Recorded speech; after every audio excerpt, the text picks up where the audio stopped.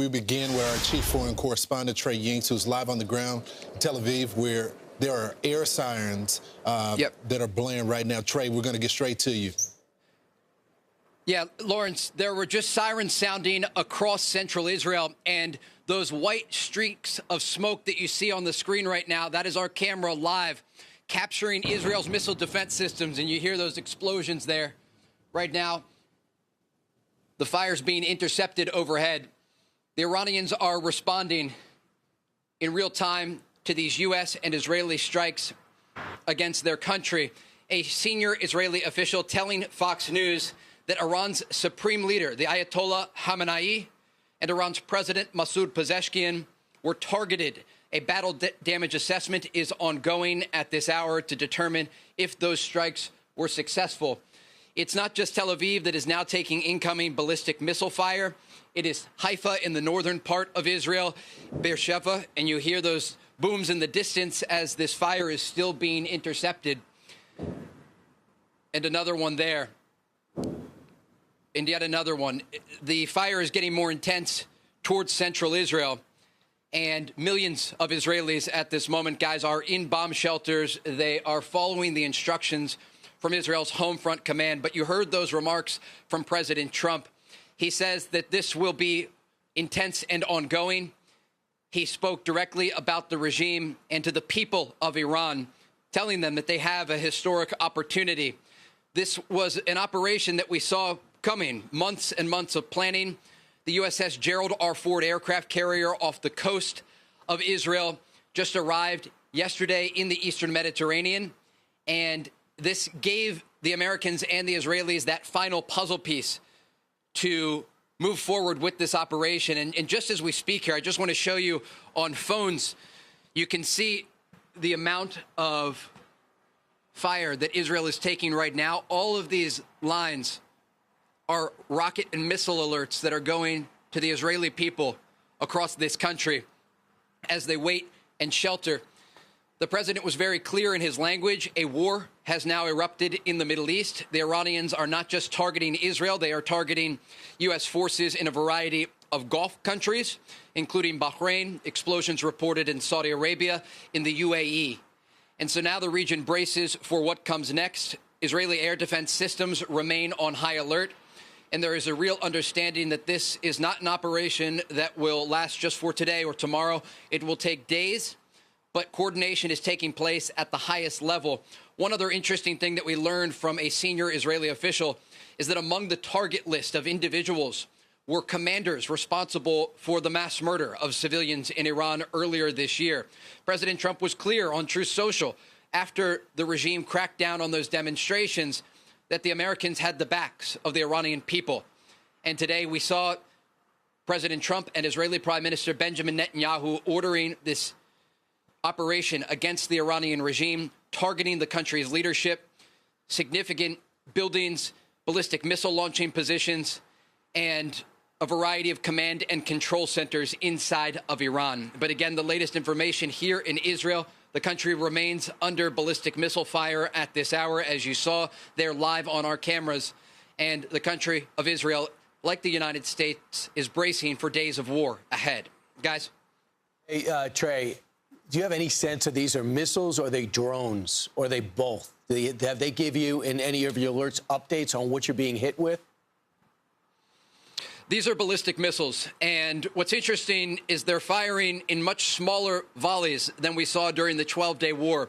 There were times in the past where Iran fired more than 100 missiles at a single time. They would fire dozens of them, trying to overwhelm Israel's air defense systems. And they have a tiered defense system, the Iron Dome, then the David Sling, and then the Arrow 2 and 3 system. They've also got Patriot and THAAD missile defense systems. The interceptors have been arriving here on C-17 planes, transported from the United States to ensure that Israel had the capability to shoot down this incoming fire.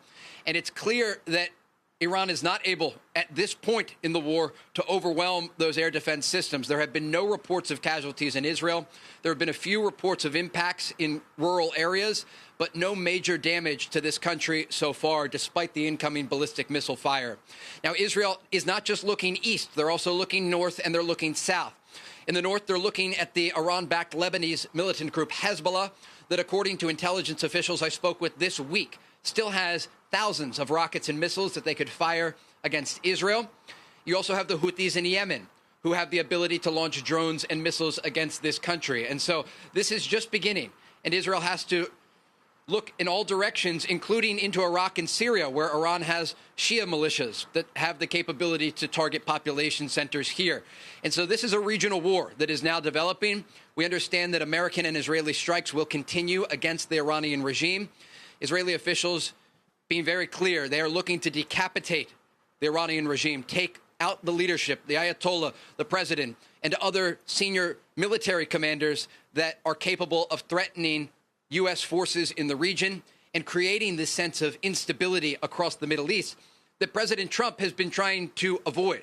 The president gave the Iranians an olive branch. He offered negotiations. He offered diplomacy, and the Iranians chose to stay very hardline in their positions and not be flexible when it comes to their nuclear program, where, according to the president, they were trying to rebuild it after those different facilities were destroyed in Operation Midnight Hammer.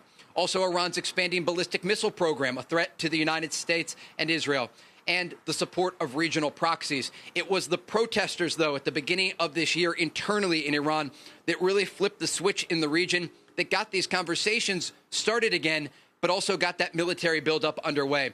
The president had to wait until things were in place, and you saw that address earlier that we just aired.